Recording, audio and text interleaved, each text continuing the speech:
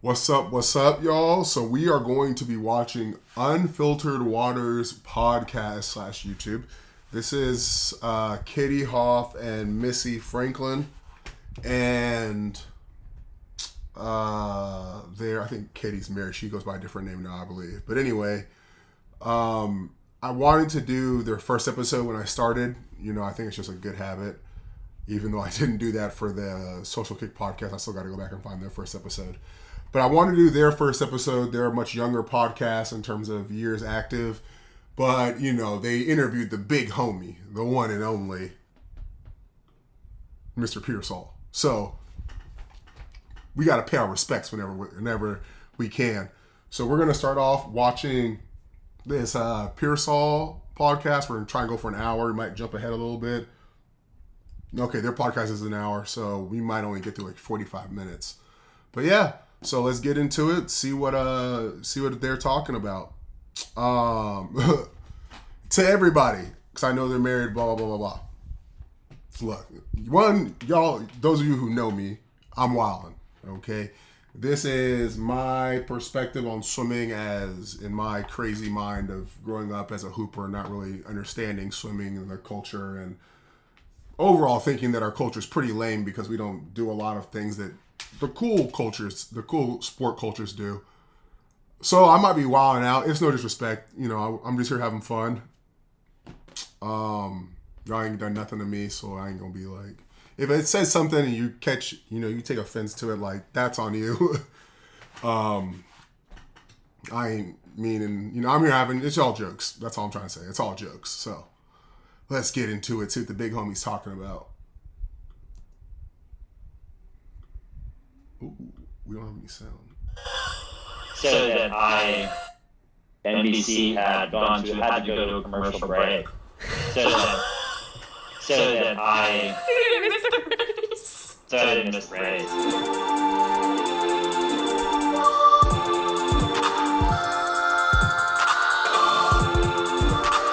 Relationship with the sport after, ability to stay present.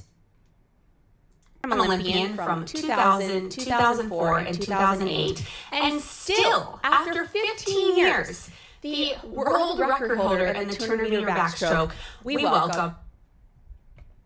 We already ain't making a little stoppage. That's what I like to hear. 15 years. And if you really go back to him having a back and forth with other athletes, I want to say it's like almost 20 years, 21 years. So that's why he's the big homie. Stop playing with him. Aaron Peirsol to the podcast today. And I have to say, the timing of airing this episode is pretty perfect. I just got back from a mission trip in Tijuana, Mexico, where we built a house for a family, and millions of lessons that came from this trip, but I think the number one takeaway and thing that I'm most impressed with this family is their ability to stay present. To stay present in the middle of hardship, to stay present when they don't know where their next meal is going to come from, how they're going to get electricity, all of these crazy things that we all take for granted.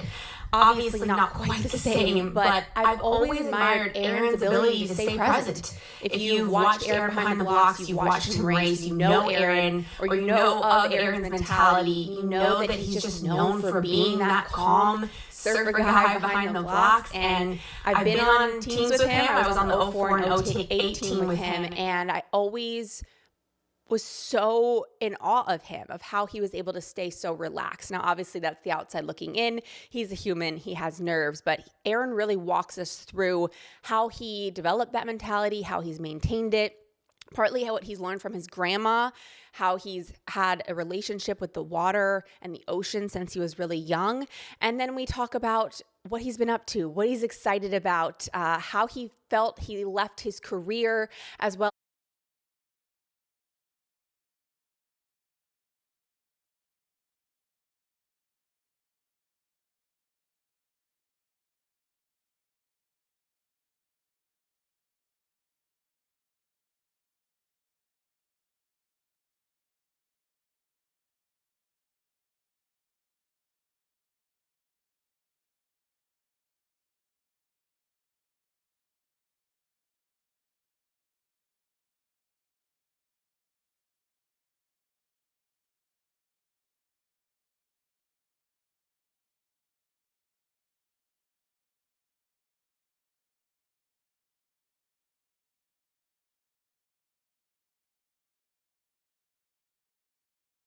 as how he thinks the youth in USA Swimming moving forward can continue to stay happy in the sport and have a great relationship with the sport after.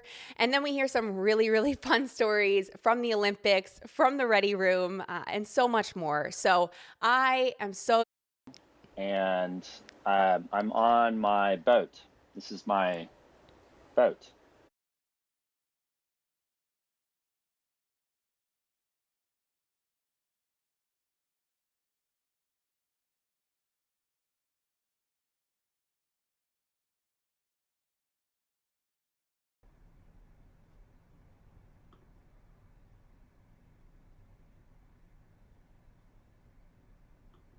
Okay, there it goes.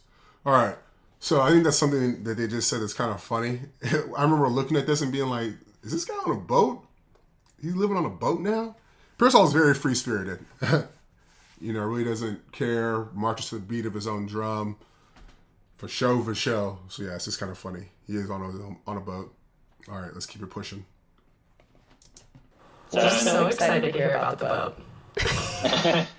This is my my little home apartment condo, so to speak. My floating little adventure little thing. So yeah. I feel like how I'm picturing it in my head is probably nothing like what it actually looks. But I can attest to that because you asked Lydia Jacoby what a boat captain did. So I can imagine that your version of what this is probably very different than the reality. Yeah. Like I'm imagining like an actual like square apartment like floating in the like that's really what I feel like it looks like. I know I'm wrong. But I'll get pictures after. It's like a houseboat or something like that. Yeah. You see moored out on the water like in a river or something like that. I have a sailboat. So it's a monohull, one hull, and very comfortable, kind of very fun, pretty thing. Very pretty. Very pretty. I'm not...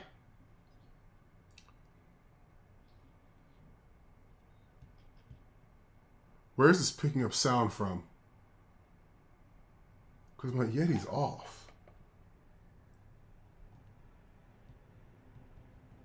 What is going on? Is this my Yeti?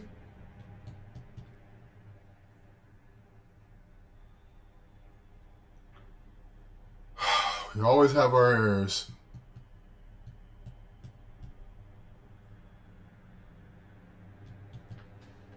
What is going on?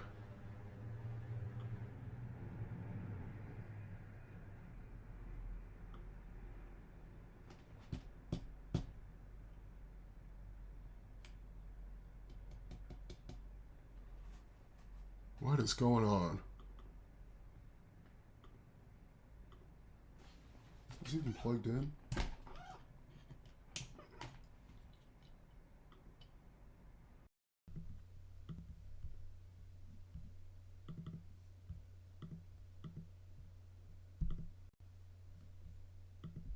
Okay. All right. I'm not sure what that was. Okay. All right. We're good. All right. Let's get back to it. Walk you around it, so to speak. I could. That's not really the point of the show, I'm sure, but give you a tour, Well, MTV Cribs. I was going to say. Yeah, the Cribs, yeah.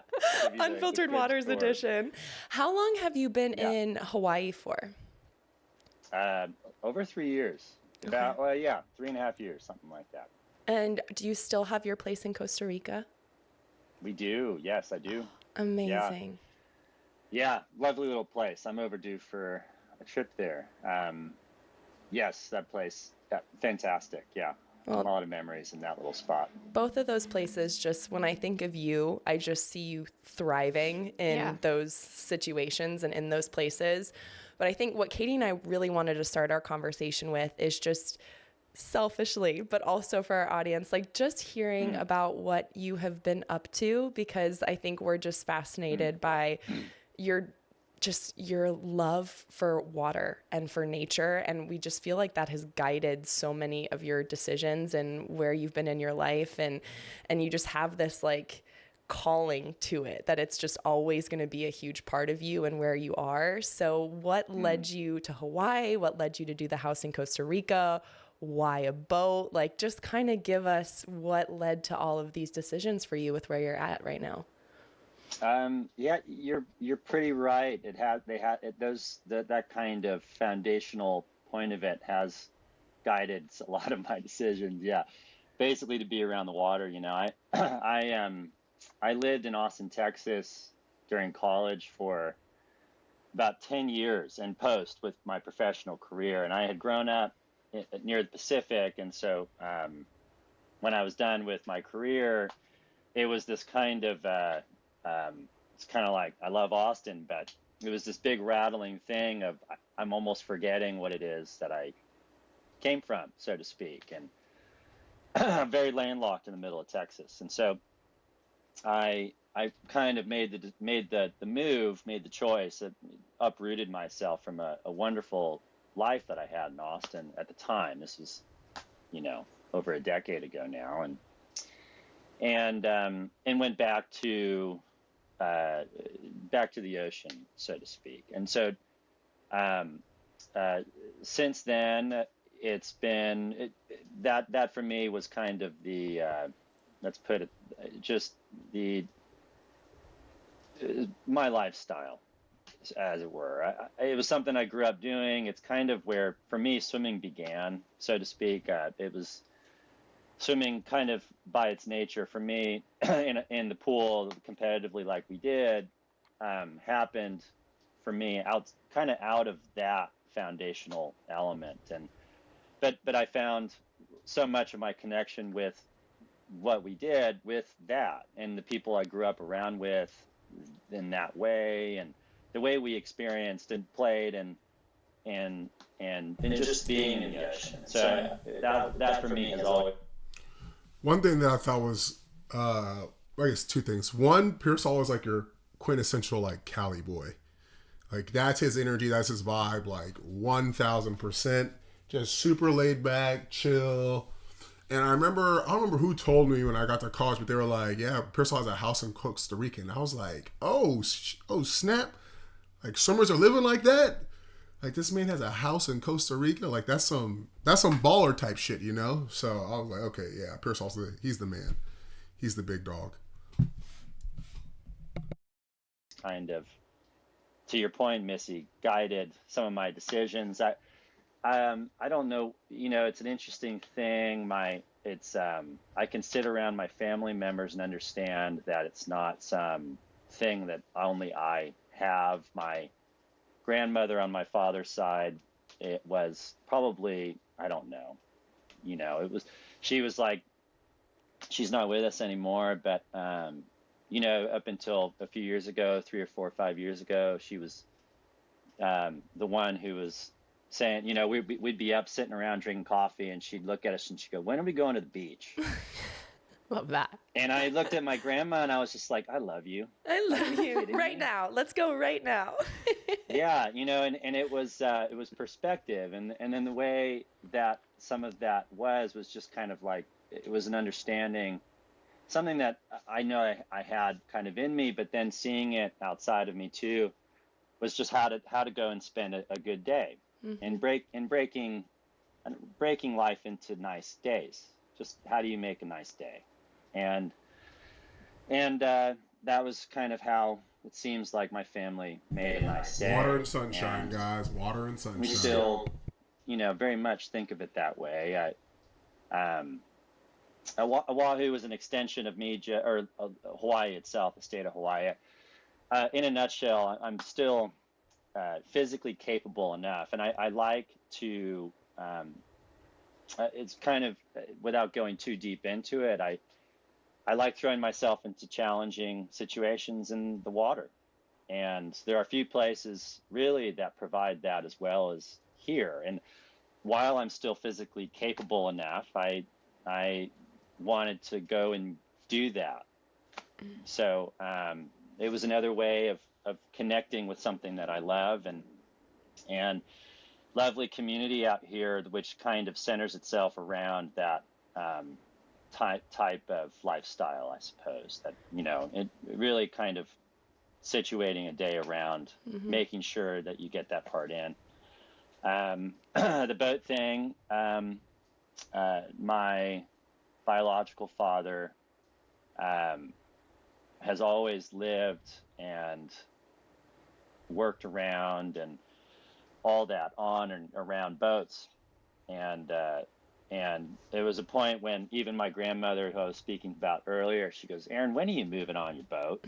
my aunt, that kind of thing. And it was this, it's been encouraged kind of peripherally throughout my life in this very holistic kind of beautiful way, and very contrarian in that way.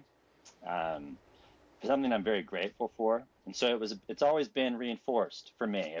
If ever it was a question of like, is this kind of direction I need to go? And my grandmother or my aunt or someone like that was like, go there. It was such a clarity. And it was seeing that coming from them. It was like, yeah, you're right. When am I going to do this? Yeah, I haven't been completely, what do you call it? This isn't it's been reinforced as I've gone along, I suppose. And I love the mountains. I love land. I love all that, but I can't leave. I've learned about myself. You see how he's struggling to say, "I love the water." Like, that's just him. He's just chill. I'm Aaron Peirsol. I love the water. Like, the way he swims, the way he talks about swimming, the way he talks about like flow state and backstroke, you'd be like, yeah, this guy loves the water too much. Like, this guy lives, breathes H2O. He is one with the water on some Mr. Miyagi type vibes. He is like, the way he's talking, like, you know what he's saying. You know exactly what he's trying to say, what he means to say, but he's still saying it without saying it. Like, that's Peirsol. On some Yoda type shit. Really can't leave an ocean. Can we go back to the challenging? You said that you have had challenging situations in the water. Is that meaning like you were surfing? Like, tell me about challenging situations, because that's scary to me. Oh yeah, no, I know, and I don't want to be. So growing up, one of the things that I really connected with when I was very young, for what it's worth, we grew up in a youth program in Southern California called Junior Lifeguards, and people who grow up, and it's kind of around the country as well. It's on the East Coast. It's in the Texas coast, the Gulf Coast.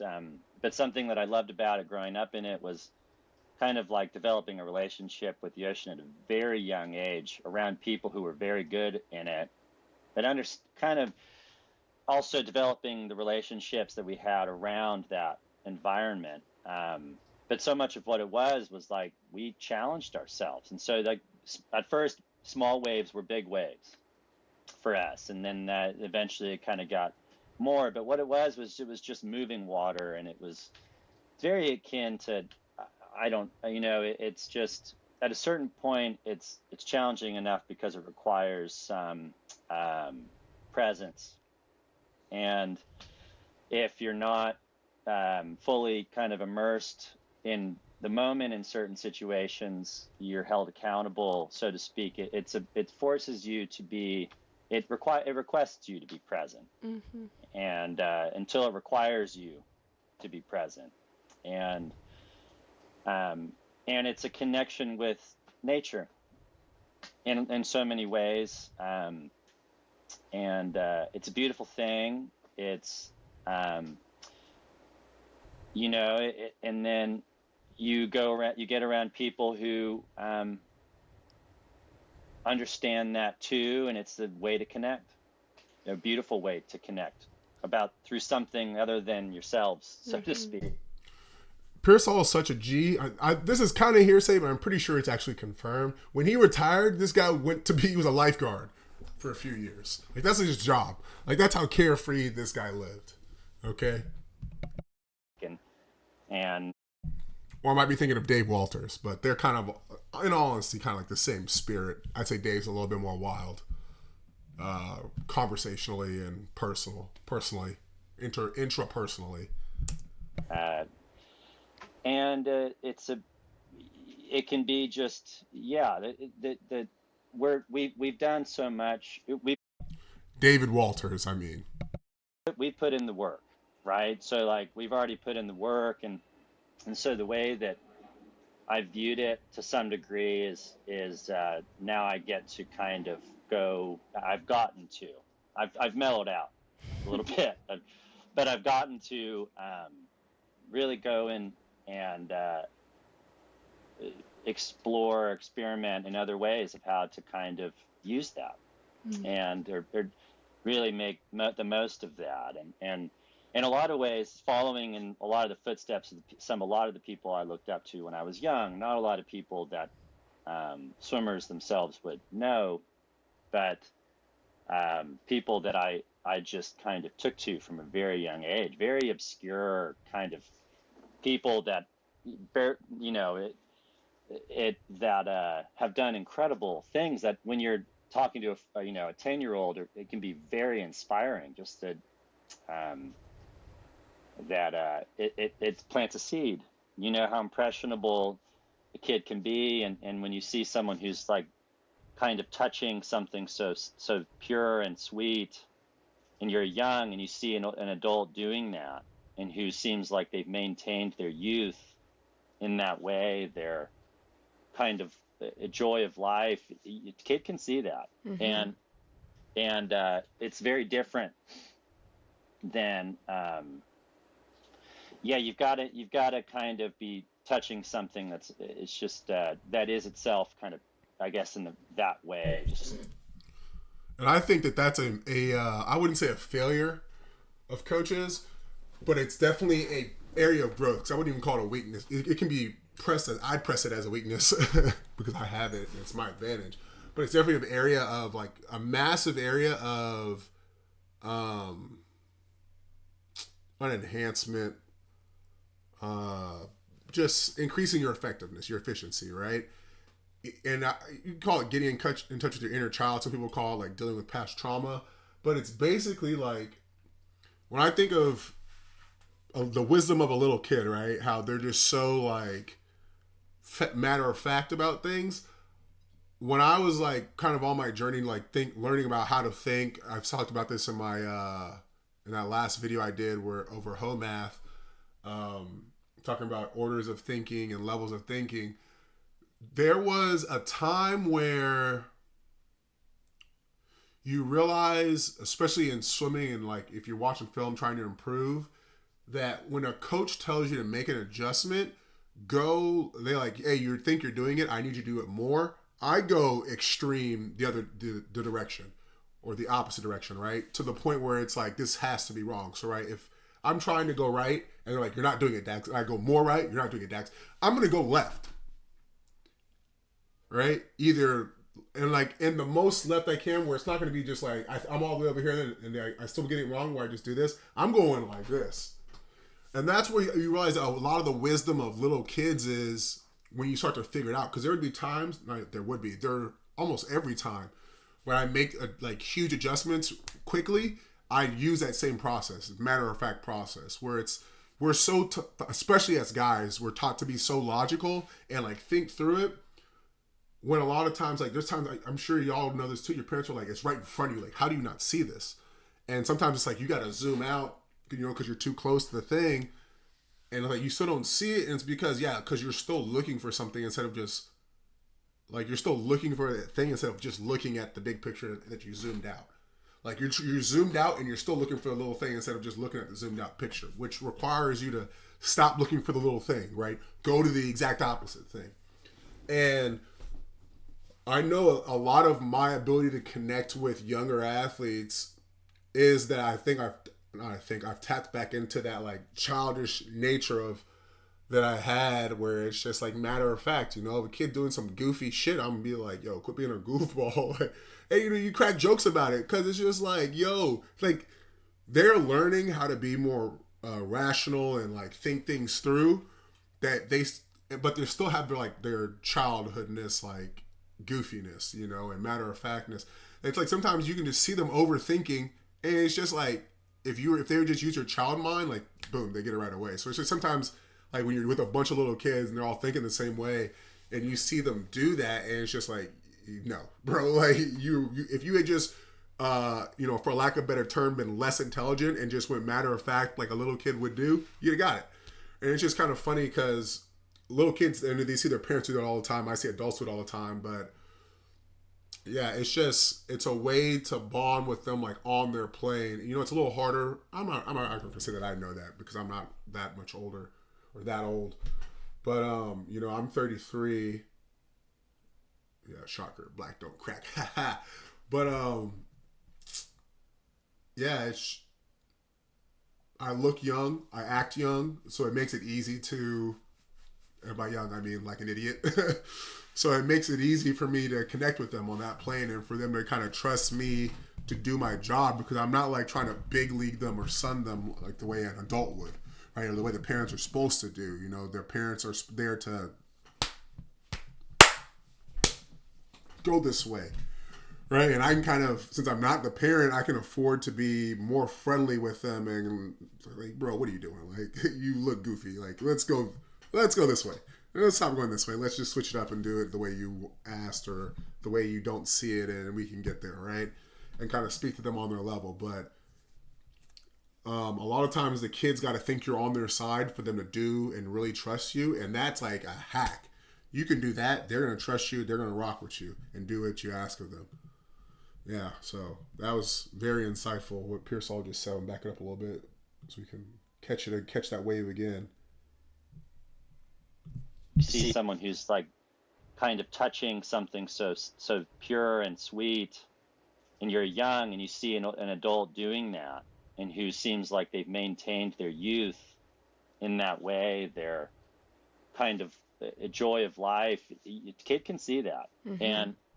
And it's very different than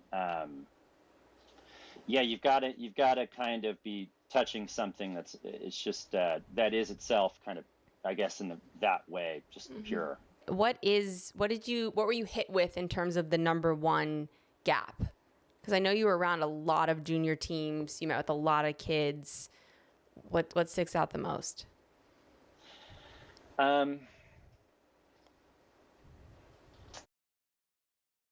Before he answers this, I'm going to take a guess what he's going to say. See if I know Peirsol as well as I think I do. Thing that I notice with a lot of these fast kids is that they don't have a connection to their past.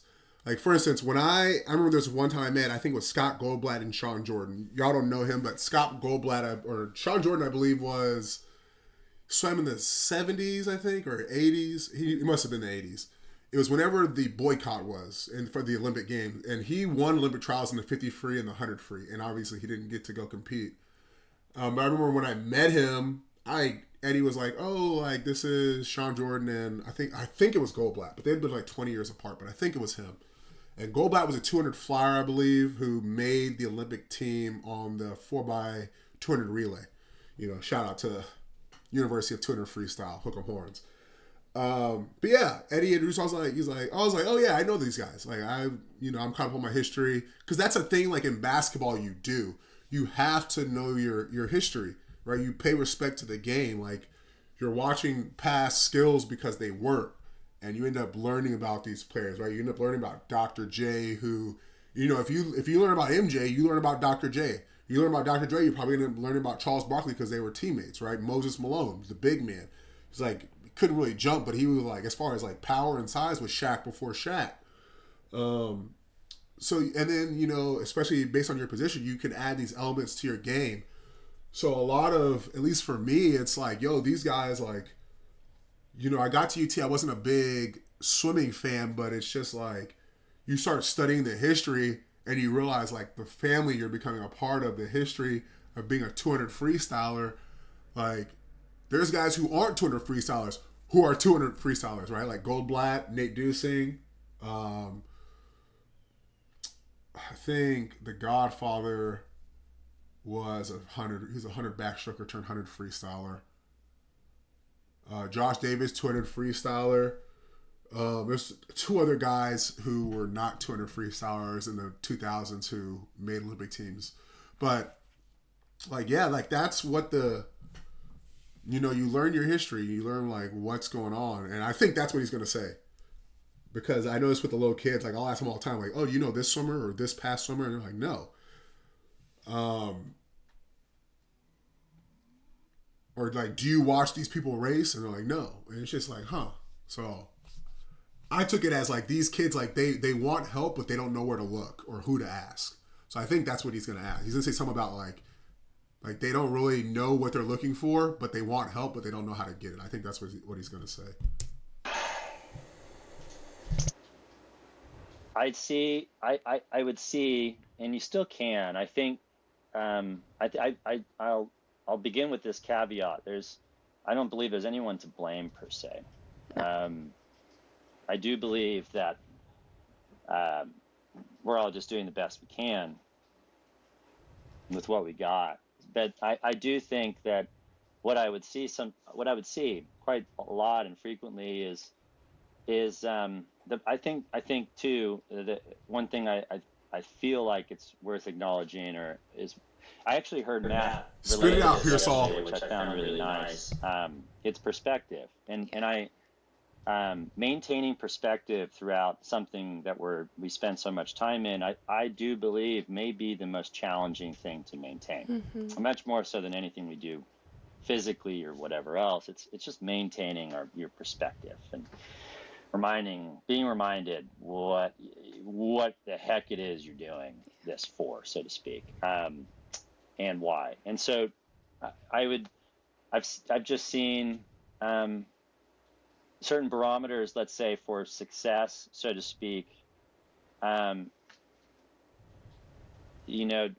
Trump, these other kind of very obvious developmental components within us. I think we have you got to be really, you kind of ride the lightning when you're chasing something, when you're moving forward, and it's so important to kind of remember to pull back and check in and just are the kids that we're raising, are basically, in a nutshell, are we raising kids that are holistically, developmentally sound completely? Oh, my guy. That's what I'm talking about, holistically, right? It's the big picture, even the perspective thing, right? You got to kind of have a concept of your history to have perspective. Right, because your perception is like what you see, right? Like what your experience is, but your perspective is about the history of things around you and how you fit into it, right? Because if you have perspective, you understand if you're on the right path or not, right? So, and he said the word developmentally, and so I was kind of lost hope for a little bit. Then he said developmentally, I was like, okay, we're back in it. Yeah, big dog, the big homie, all the way around. Is there this inherent choice? Truly, I found myself sitting down at times and being baffled at times. This is by no means some epidemic within the thing. I saw, and I've had conversations, many, with some of the best swimmers we've put forth, and come to find maybe that for one reason or another they're not happy, but no one seems to see that. And suck it up, you're doing great, kind of thing. And what do you mean you're not happy? You're doing, you're kicking butt. You're on top of the world, so to speak. And so I grew really intrigued by the fact that there were certain things that were just being missed by those that I would want to be able to catch that stuff. I think I've come to find I've come to appreciate sport in a different way than I ever did when I was actually doing it. The way that the fact that it provides this, it is a vehicle for us to develop character ourselves, and everything else is auxiliary to it. Everything else is this big distraction. Everything else is very tempting and very nice, and it's very fun to do well. Very, very, very fun, and very, it drives it's great motivation. But then, there's all these lessons along the way that you want to glean from this, and you want to be reminded, and those that are also bringing us along within this need to maintain that kind of perspective as well within their own capacity, and I've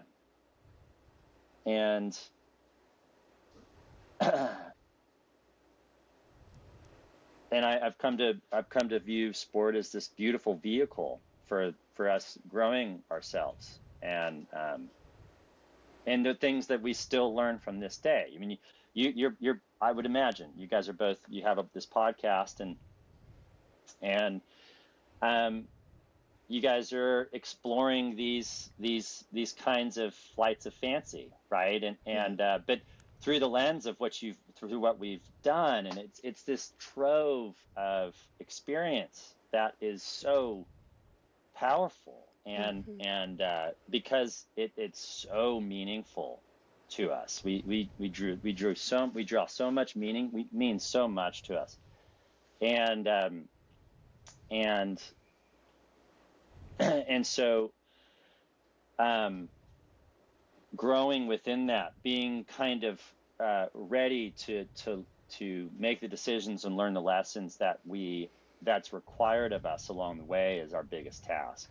And it's the same thing with the coaches. The biggest task is to ensure that the kids learn the right things, no matter what. We don't get caught up in the wrong stuff, and it's so much bigger for the wrong than just reasons. the sport itself. Yeah. It's an education. It's school. It's an educational tool. And that is probably, I'd say, the biggest thing that when I first started coaching, first year of coaching, is I looked at coaching as, I would describe everything I did as a curriculum. And I wrote it down. It's somewhere in my archive of data, but it is a curriculum. Swimming is staying in it long term is a curriculum where you are teaching them 1 + 1 = 2, so they can learn that 1 × 2 = 2, so they can learn that 1 to the cubed root cubed = 1. That the square root or the cubed root of 1 = 1. You see, it's like, it's steps, it's all the same thing, but your understanding of the same thing changes. But it can only happen if you learn it, all the stuff at the right time.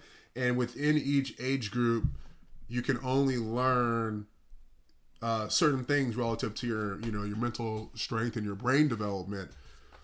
And I think kind of what he's saying, like what they both said about it's bigger than a sport. And I think as coaches, one, we're in a sport, so we're there to win. So I'm not disparaging that at all. Like, I think at its core, like that, and I wrote this in the email to the parents I've worked with, where like at its core, you have the sport and we're trying to win. Above that, we have our group and we're trying to win, but we're trying to build good people. And anything we do at this level cannot violate, or I guess you do it at the upside down, right? We're trying to win. Then we have the group level where we're trying to do the right habits so we can win, or long-term, like fast 16-year-old. And then, somewhere down that scale, you have the 10 and unders or the 11, 12s, right? So we're trying to win within 10 and 11, 12 group we have. We're trying to win so we can move up to the next group.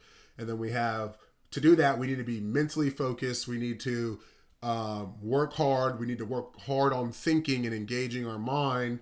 And if we do that, we will win. So we're not going to do anything in the level of how we practice, how we think, how we focus.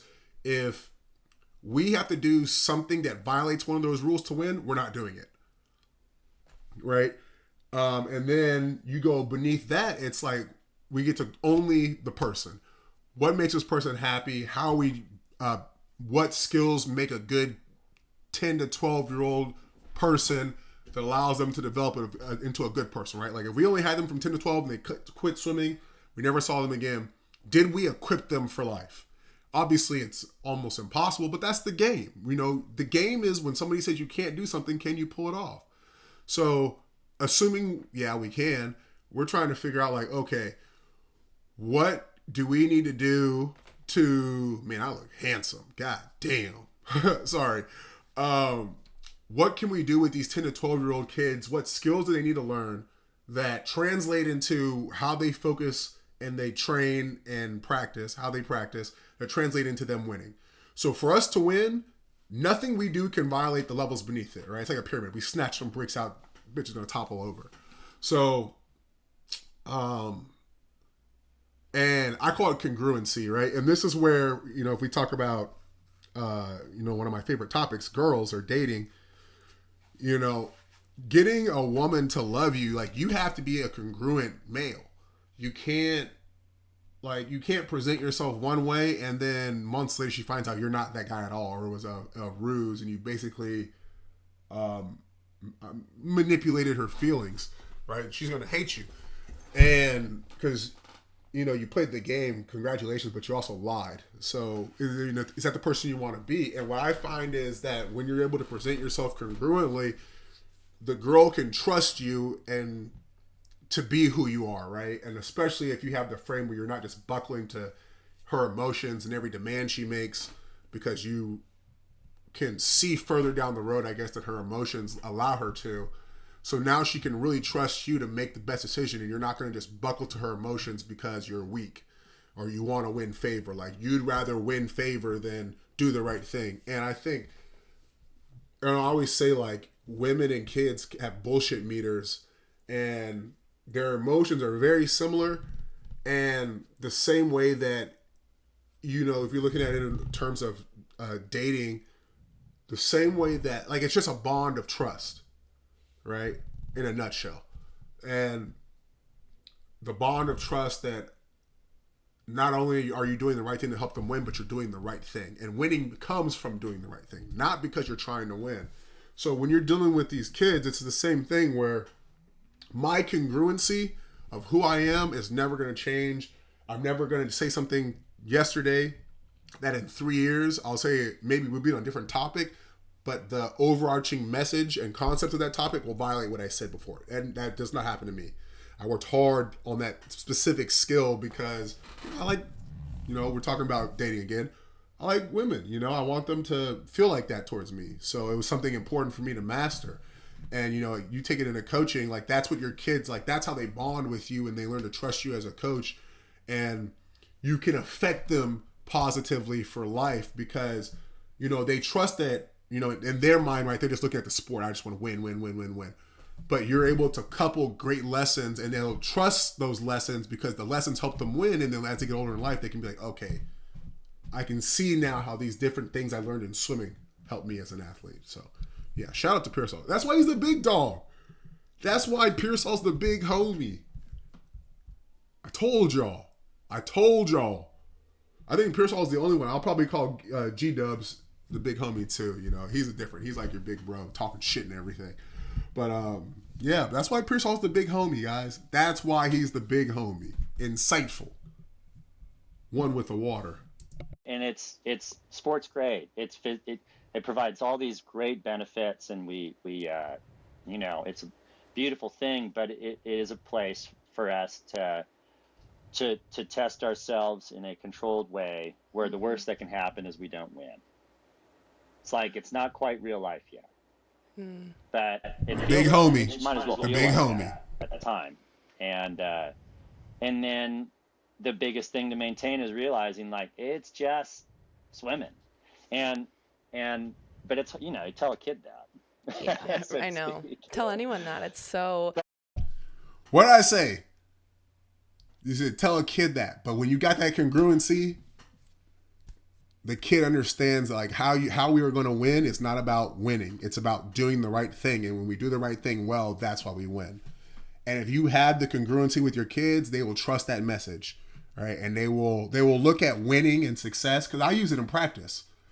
right? And this is where with our Rakely concept, like this is why I'm talking about like when I'm talking all this shit about how Rakely is going to dominate the world, like this is why, because we make success a mental driven activity, right? Like under duress when you're tired, like how mentally focused are you? And when you can do these things and he's focused, the time will come, which is a life skill. So on top of swimming already being an amazing life lesson teacher, just from a standpoint of you're going to be tired, like operating at like 30% through life in terms of energy levels and fatigue, and you still have to perform like a normal human being, which is like, you know, it's like going through your whole life with like 100-pound weight vest on, and then you get the real run, you get to take it off, and you're like, oh my God, I'm light, I'm fresh, y'all can't stop me. I just went through everything you just did with 100 pounds, and y'all barely beat me, and now I get to take the vest off. I'm about to smoke you fools. Like it's, but yeah, you got that congruency. Like Peirsol's the big dog for a reason. And this is why I love Peirsol, right? And you know, I was only with him for what, like 4 months, because I was in sprint group, and then in the summer I moved up to mid D, and that's when I became his lane buddy. But man, like I connected with that dude. I don't know if he felt the same way, but I connected with him like right away. Just like the way he like talked about things and saw the world, I was like, yeah, like he's a real one. Like this guy could have been a hooper. For sure. Not that he was like gutter or anything or, you know, savage. Obviously he was competitively. But just like in hooping, getting under somebody's skin is like it's a skill. And you could tell like this guy he is not shooketh. You know? So yeah, this is why Peirsol's the big homie. Shout out. Coach's dad, whatever you want to say, you know, and because it's their whole world. So it can be hard to when it does feel like not winning does feel like the worst thing that could ever happen to you. Yeah. That's right. Did you feel like that? Like, did you, I feel like I guess I'm so fascinated. I've always been fascinated by you because, you know, you would be the one behind everyone tells stories of you, right? You're so relaxed. You're behind the blocks. You're a surfer dude. Like, and I've always, it's the word that comes up, I feel like whenever Aaron or Peirsol has spoken, is the next word that follows is like calm. Yeah. But I really want to know, like, was that something you've just always had? Did you just have this perspective from at 10 years old when you talked to Larry, or like where did you go to develop that, or who helped you develop that if it wasn't already just inherently there? Goodness. What I'll say, well, okay. So yeah, I like hearing you guys. I feel like I've been speaking quite a bit. Give me a second to actually kind of put this into words. I by no means, what I'll acknowledge outright is that, ladies and gentlemen, we got him. Like that's always it's always a good feeling when you hit somebody with a question and then they just, let's just run back Peirsol right here, just stumbling through his words. Shout out to Katie right there. Just put Peirsol in a blender. and we you know, it's a beautiful thing, but just have this perspective from put him in a blender. 10 years old when you talked to Larry, or like where did you go to develop that, or who helped you develop that if it wasn't already just inherently there?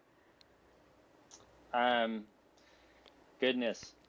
What there it is. Like, yeah, I got him. We got him. What I'll say, well, okay. So yeah, I like hearing you guys. I feel like I've been speaking quite a bit.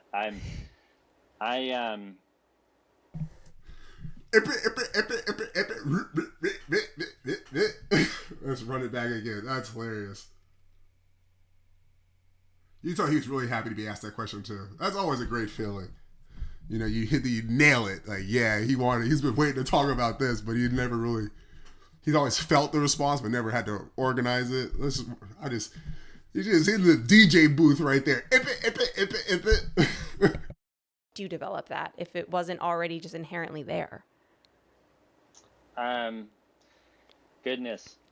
What I'll say, well, okay. So yeah, I like hearing you guys. I feel like I've been speaking quite a bit. Give me a second to actually kind of put this into words. by no means, what I'll acknowledge outright is that I found myself, and especially looking back, at the prey of those kinds of feelings at times throughout my career. I think it's inevitable. I think it's inevitable that we're challenged and stressed to a way that you're being tested, basically. How are you going to respond or react to this, experience, and I've put tons of examples of where I, would have preferred to have responded differently, and what in a sense I would hope to be in the thought of helping with kids is being around kids and knowing what it is to actually impart and when, and what that, it's you're checking a kid's ego all the time, especially when we're good, and checking your own ego and trying to not take yourself too seriously, not take what you're doing too seriously, and all of that is. Now he may, let me let him keep going. It becomes more and more and more challenging the longer you're in something, and the more you've been doing this. Basically, it requires a different kind of self-awareness and humility.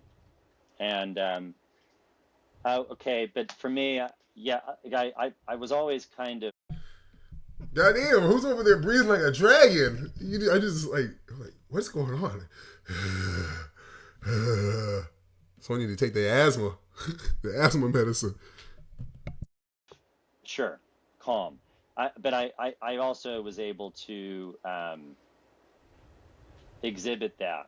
Let's say there were times when I'll tell you right now I was freaking out, and I it's so funny because I can speak to so many, but Grievers was I heard him speaking yesterday about him being on the national team with me in this one particular meet, and in the games, and the race that he and I shared together, this 100 back, was probably one of the most freaked out I've ever been. Really? For what wow. for what it's worth. And it's maintaining composure, getting out of your own way. By then I'm already 25-year-old. I've been through this. This is my third games, right? You think you'd have it figured out, and that is not how it works. It's not how this works. Unfortunately. Yeah, you want it to be, but it's much more nuanced than that. And our assistant coach, Chris Kubik, Love you both Chris. know, who he sees me the next day because he was on the team. He sees me the day of the race. Finals was in the morning, as you both remember. Yeah. And so we're not used to that. And so he sees me and goes, "You look like crap." Sounds like Chris. Yeah. And I looked at him, and I hadn't slept a wink. I was like, I'm a mess. I'm a total mess. And I hadn't slept, and I was just, you don't sleep, and all of a sudden you're on edge, and you got you're just kind of not right. And I got to swim an Olympic final in 2 hours, and I'm like, this feels gross. And so I had to get out of my way, and I figure you figure out ways to you do the best you can. But the point I think is there were things that I had a pretty good perspective from. I'm grateful. I was raised by a coach, Dave Salo, who gave me a sense of agency at a young age that allowed me to have. We're gonna let him keep going. A certain kind of trust and faith in my own intuition. Let's put it that way. And I took that throughout the rest of my career. And I there were things that I realized that we were doing in mass that I didn't think was right, or it wasn't right for me. And so I'm glad talk about reinforcement, just kind of being given the gift for me. And I think Dave Salo gave me that gift as he, among others, but to have trust and faith in myself and what it is that I did know, and not relinquishing too much to other people, to coaches or whatever it was. Obviously, there's a certain kind of deference we pay to people who know more, but at a certain point, we know about the same, and we're doing this together. All right, I'm gonna jump in now. So Peirsol said some really crucial things if you're paying attention. So first thing I want to say is, like, he said the thing about checking people's egos. I agree, but I also don't, because in basketball, like, you ain't really checking some. Like, if you're gonna check someone's ego, like, you got to get on the court and bust their ass. So, like, if you're good, you're good. Like, you're good. So it's not really like something like if your coach has to get on the court to check you, it's like, yo, you're a grown man. Like, I'm not stupid. I know you're gonna beat me. So, like, in that regard, like, even with a little kid, like, we'll talk about why I'm not against it, but I would say I'm definitely not for what he said.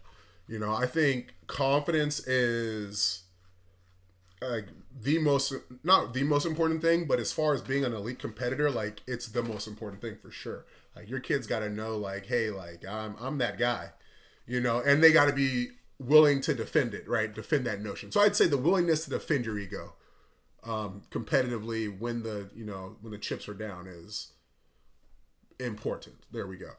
And then the second thing that he said is the agency thing. So when I say the thing about the levels, right, where you have competition, practice habits, and then who they are as a person, who they're becoming as a person, and how the Rakely content, how it's a mentally driven, skill-oriented success pathway or development curriculum.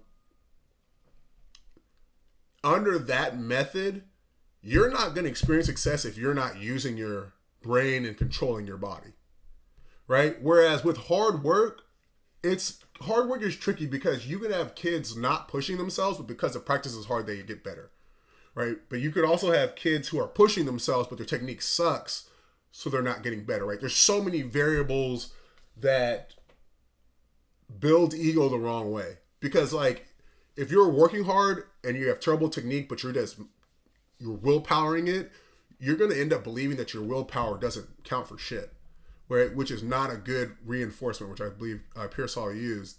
Another one, he said, if you're, not working hard and you keep getting better, you're going to have this belief that you are who you are, like, you're fast, but you didn't really work for it, right? You showed up to work out pretty much. The workout did it for you and you got better, but you didn't really earn it. And that's where I think a lot of time, not saying this about anybody in the podcast, but I think that's where imposter syndrome comes from. Because you didn't work.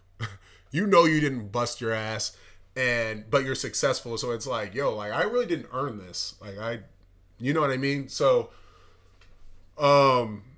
and that's why, like, I believe, like, and this is what, I'm not going to say I believe it, I know it because I've experienced it and I've, worked on it with kids, where when you, and this is why I say the thing about the ego I didn't agree with, freestyle kicking, right? I think I've told this story before, but I had this kid, Owen, who was a terrible kicker, like 100 kick for time, he's 10, couldn't break 2 minutes, right? And ideally, I believe the splash is what moves a person fast through the water, not the hips pushing water backwards. I believe the splash is what moves them forward. And, everybody bends their knees. They're using their quads, they're using their glutes. So our kicking was designed to recruit the hamstrings and get the power of the quads. And Owen would not do it for like almost a year. And I remember one day he came into practice. It was long course. And he's normally like falls super far behind and he'll get lapped by like the fast girls who are doing it right. And this day, I remember it like it was yesterday. Like, I was in the corner of the pool, like this is the corner, right? He's coming this way and I'm over here. And I just see him start passing people. And I'm just like, yes, it's that day.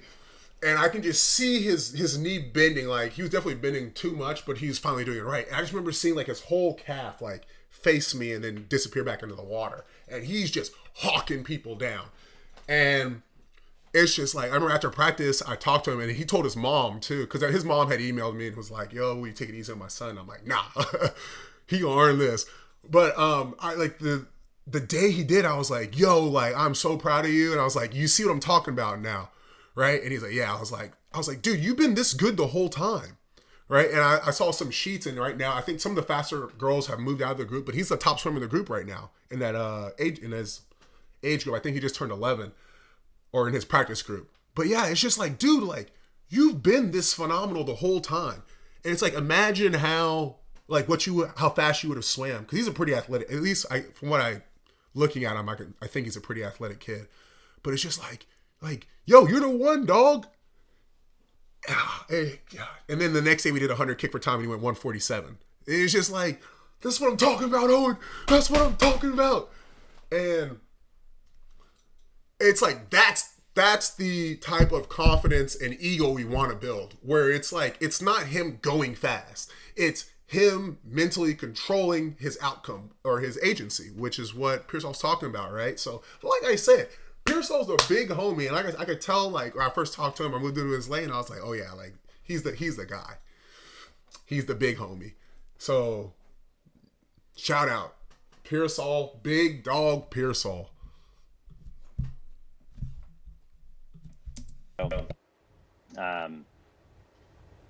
Yeah, I don't know if that completely answered. That was a source of calm. I would try to come back to this thing that I was just, I knew, I'll say this too, and I felt that I knew how to, on the more like performative aspect, I knew how to prepare for my swims, and I knew it very well. Like and you trusted yourself. I trusted what I was doing, and I knew what not to do and what to do. I knew why, and it was huge. It was so big.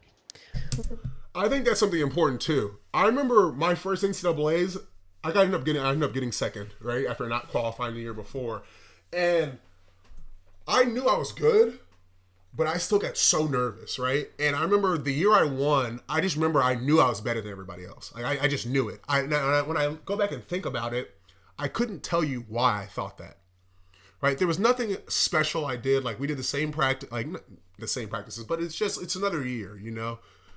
And you can only remix a practice so many times, right? And it was just like, it's another year, you know, I worked my ass off again, but I get behind the block, and granted, they were all people I beat last year, but it's just like I knew I was going to win the race. Like, finals comes around, we're in the ready room, like, I know it's over. Like, I know I'm winning this. Like, it's over.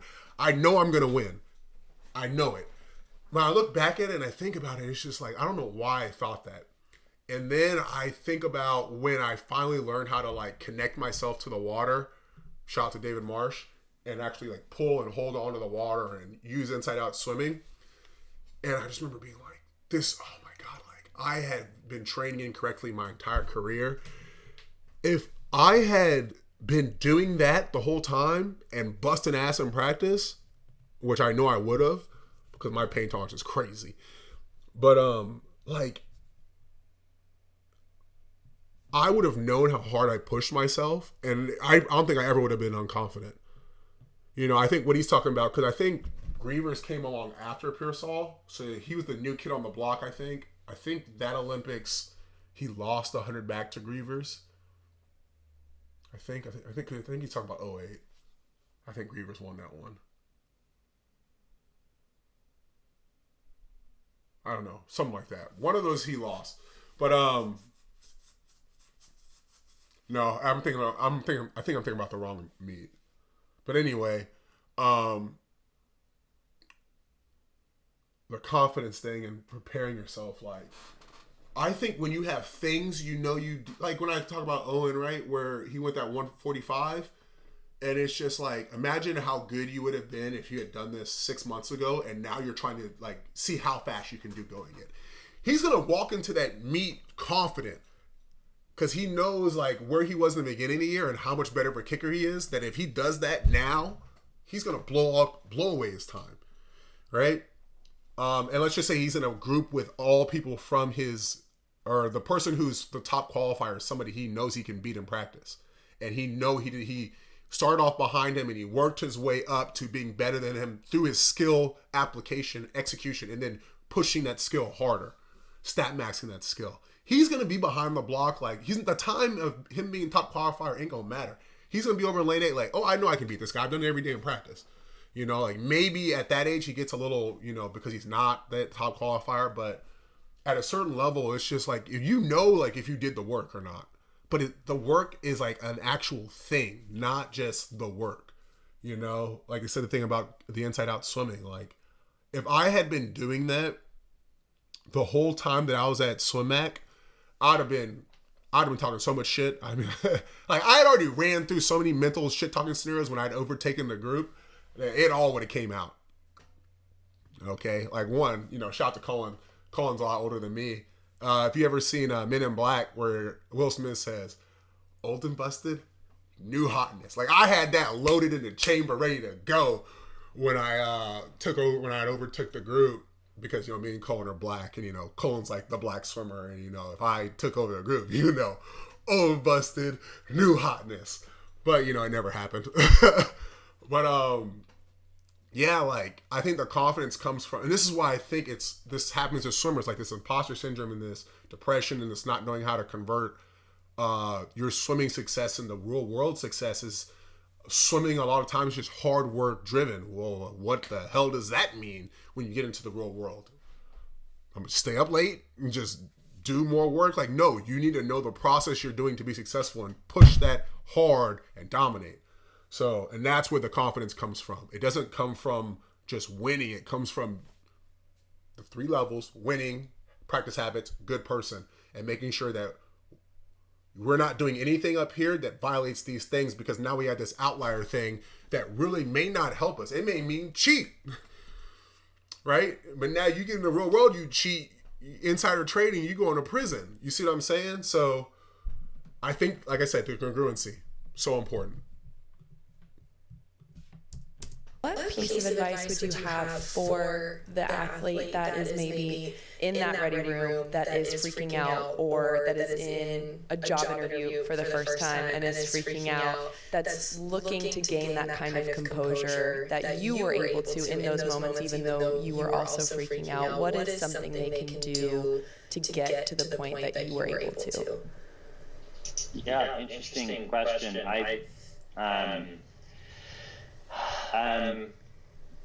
My initial thought is to do what you need to do. I suppose you have to learn what that is. What I learned for myself, for what it's worth, is I didn't go in the ready rooms. I didn't do it.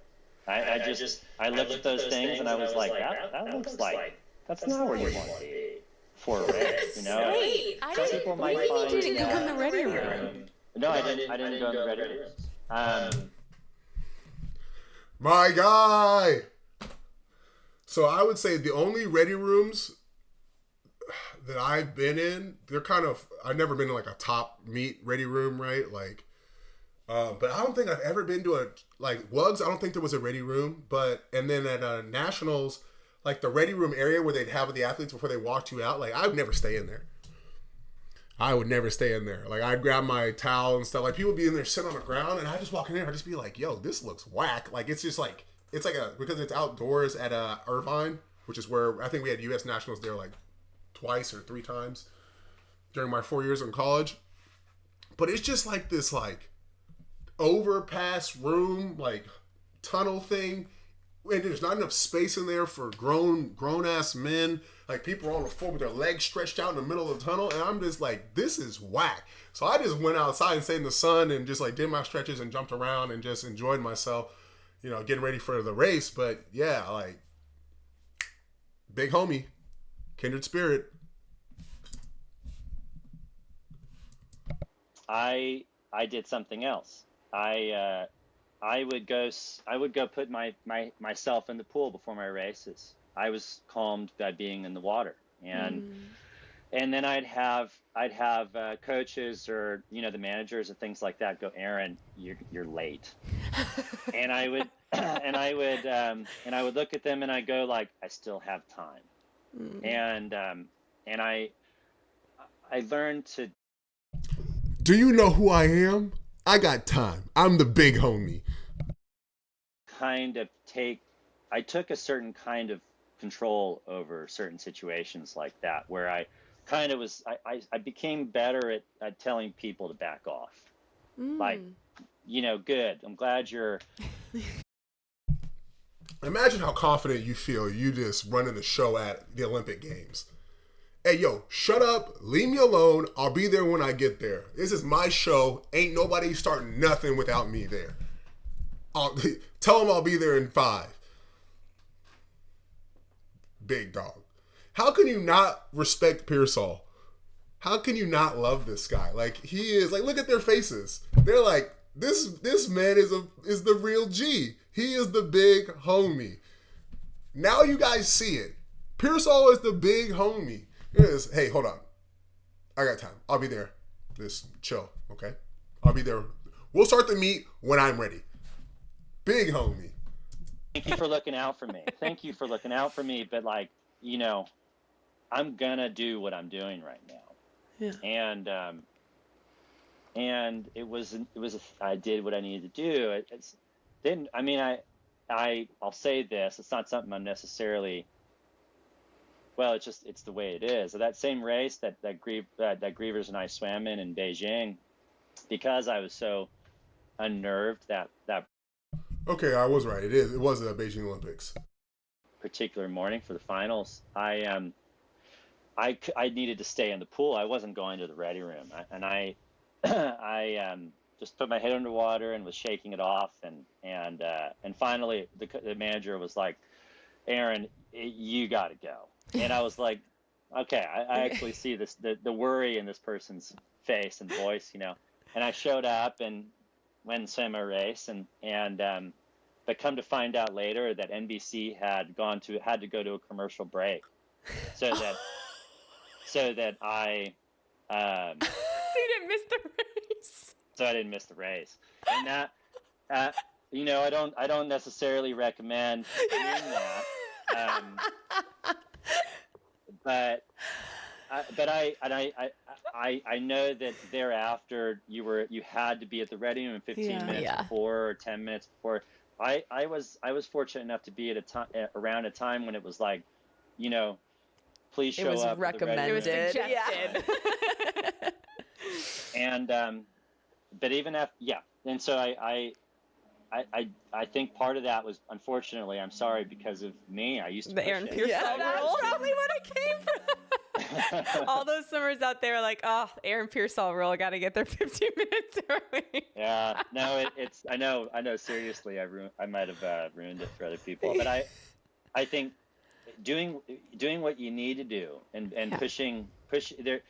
There's a lot of people will tell you. A lot of people come up. We all know this, and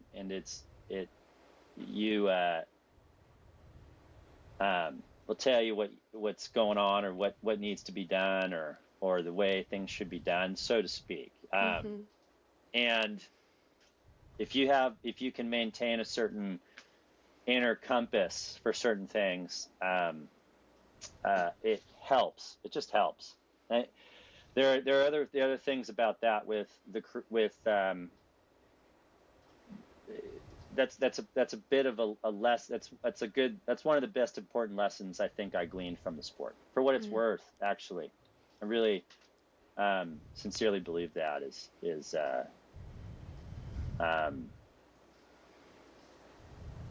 is finding that internal compass, making sure you find that, and if you don't have it, you need to do what's necessary to get it back.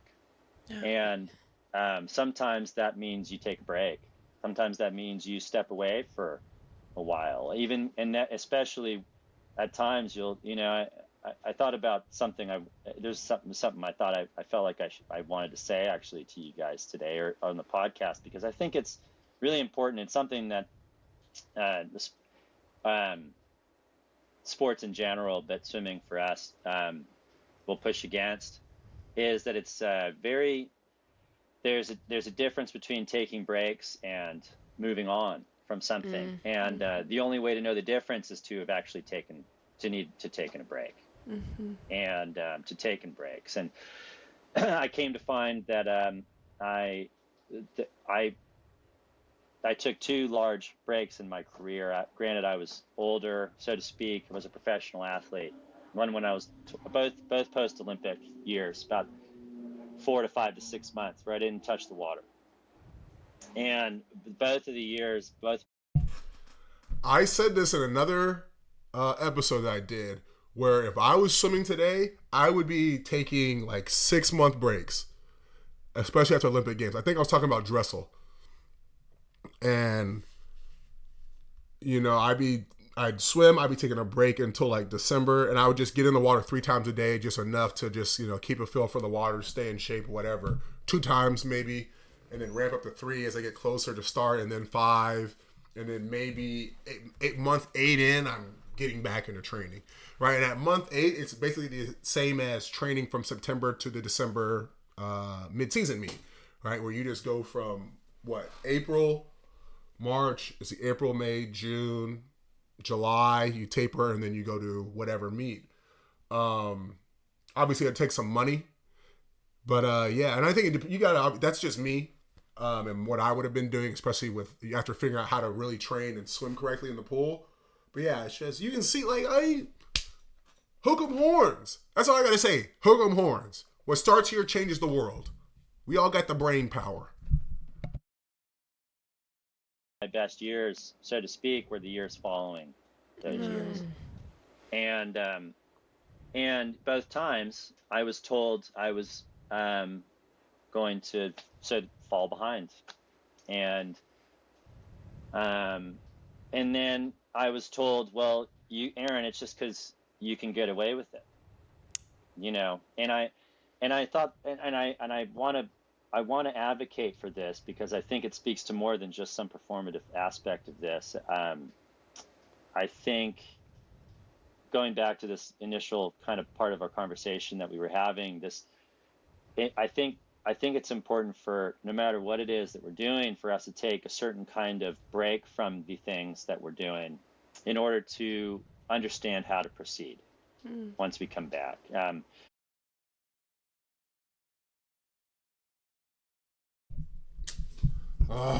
Didn't catch any of that. Basically, what Peirsol said is right. Like, the perspective, like all he just said, like that's about perspective, right? Where you got to kind of take a back seat and get that perspective and look at everything. And, you know, those of you, I just found out my mic was off, so I'm kind of rehashing what I just said. But another thing I said was, like, when I stopped doing a lot of my in-person stuff in like the middle of August, the next 2 weeks I spent like trying to work, and my brain couldn't do it. Like it was literally just like seizing up on me. Like I was trying to be productive and get stuff done and plan and get back on track with growing Rakely, and my brain just couldn't process. It would not work. It would not go forward. And then the next 2 weeks I finally got some mental space and was able to get some things done. But then after those next 2 weeks finished, I was like, oh man, like my brain still was not ready. So basically what I thought would have taken me 2 weeks to calibrate my brain to get back to focusing on growing Rakely rather than exchanging time for money, in-person fulfillment, to multiplying my time for money, which is growing the business. It wasn't what I thought I was doing in the first 2 weeks, wasn't that. It actually took me 4 weeks. And it wasn't until another 2 weeks later where I finally got everything sorted. So it was about a month and a half to 2 months before my brain was actually ready to go. And that's kind of what he's saying. Like, you got to have that time to step back away from the game and allow your brain to catch up. And kind of what I wanted to say on this point before I wrap this up, you know, we went through about half the episode. I'm going to make sure I put it in the comments below so y'all can go watch it. Shout out to the Unfiltered Waters. Shout out to Missy. Shout out to Katie. I've really been wanting to watch a lot of their stuff. I remember when I was helping out at ASC, they came up one day about something. I remember I was like, I don't agree with what they said at all. So, you know, good job, ladies. You know, I'm rocking with you. Like I said, anything I say, it's all jokes.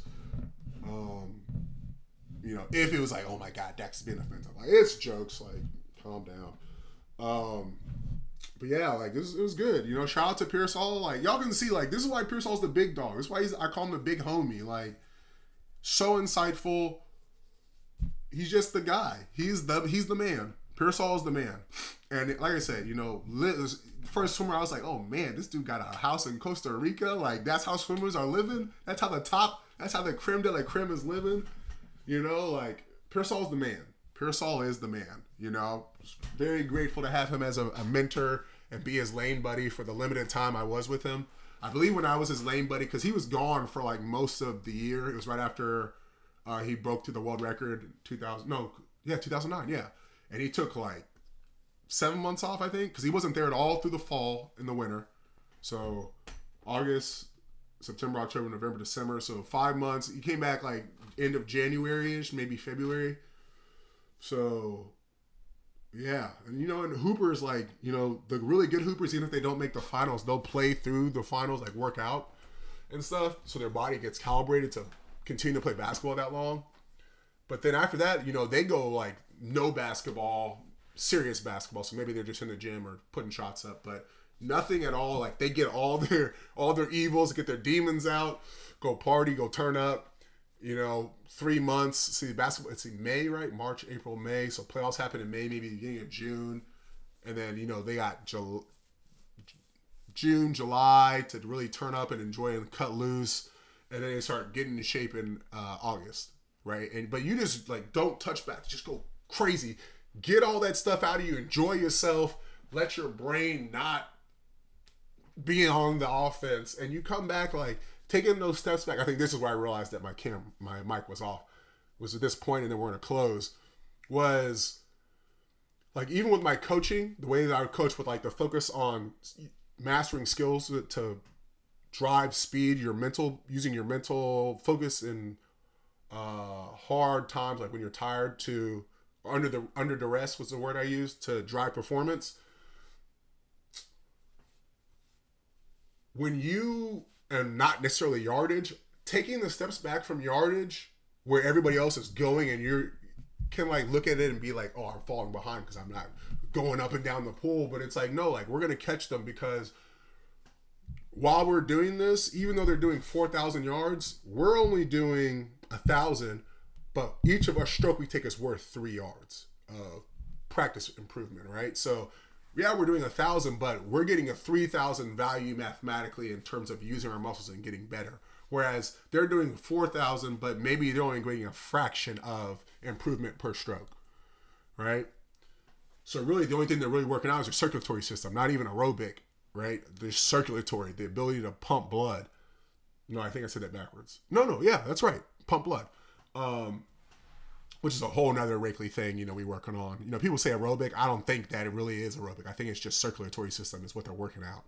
You know, strong hearts, because well, that's another story for another time. But, yeah, like, you know, a lot of times what looks like a step back, like, isn't. You know, you're just, you know, you take those steps back, take a leap forward, it's worth it.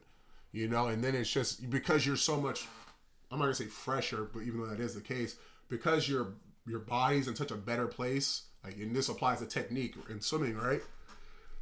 They may be here, but you're going to see improvements much faster than they do, right? Because they're just out of whack, you know? So, yeah. Shout out to Peirsol. Shout out to the ladies. Shout out to Unfiltered Waters podcast.